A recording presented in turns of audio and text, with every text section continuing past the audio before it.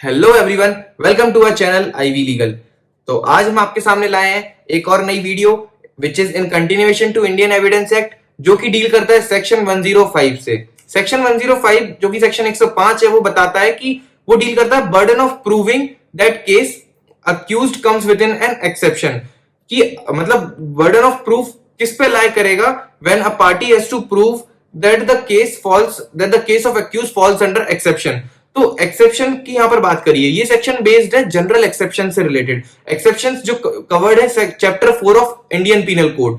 IPC के chapter 4 में जो जनरल एक्सेप्शंस है, वो एक्सेप्शंस को का यूसेज यहां पर किया गया है। तो अगर आपको ये वीडियो अच्छे से समझना है और अच्छी सेक्शन अच्छे से समझना है, तो आपको चैप्टर 4 ऑफ आईपीसी रेफर करना जरूरी है। अब हम शुरू करते हैं वीडियो को। तो सबसे पहले इस वीडियो में ये बताया गया कि when a person is accused of any offense and if that person wants to take the defense and either under general exceptions of IPC which are covered under chapter 4 or under any other exception of IPC, like there are certain special exceptions also which are given in IPC, and there are general exceptions also. So if a person is accused of any offense and if that person claims the defense under either general exceptions of IPC or under specific exceptions under IPC और under any other exception of any other law, मतलब IPC के beyond भी अगर कोई exception है किसी other law में, तो उसके अंडर का अगर कोई भी डिफेंस क्लेम करना चाह रहा है अगर अक्यूज, तो उस केस में the burden of proof shall lie on such accused person that to prove that such circumstances exist और to prove that the said circumstances falls under the exception। तो यहां पर बर्डन ऑफ प्रूफ किसके ऊपर है? उस accused के ऊपर, कि वो ये कोर्ट में प्रूव करे कि ये सारे एक्सेप्शंस की सर्कमस्टेंसेस थे मेरे केस में, जिस कारण से ये जो ऑफेंस है वो मेरे पे चार्ज नहीं होगा, मैं इस ऑफेंस के लिए लायबल नहीं हो सकता। सो ये किसको प्रूव करना है? अक्यूज को। The burden of proof lies on the accuse to prove the existence of such circumstances entitling him to claim the defence. ठीक है, अब उसके बाद बात करेंगे एग्जांपल्स की। तो यहां पर मतलब अगर अक्यूज ये प्रूव नहीं करता है कि वो जनरल एक्सेप्शंस में या किसी भी एक्सेप्शन में फॉल कर रहा है, तो कोर्ट ये प्रिज्यूम कर लेगा कि there was absence of such circumstances.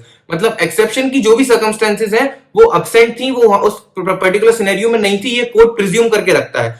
Court ये प्रिज्यूम कर लेता है कि आप एक्सेप्शन में फॉल नहीं करते। अगर आप फॉल करते हो तो ये अक्यूज को प्रूव करना पड़ता है। तो बर्डन ऑफ प्रूफ का यहां पर ये रिलेशन है कि कोर्ट प्रिज्यूम करेगा कि there is absence of such circumstances which would entitle him to towards the defence और which would entitle him to fall under exception. और अगर आपको इसके कॉन्ट्ररी प्रूव करना है तो आप the burden of proof lies on the accuse. ठीक है, कि वो ये प्रूव करे कि वो एक्सेप्शन में फॉल करता है और स्पेसिफिक सर्कमस्टेंसेस बताए।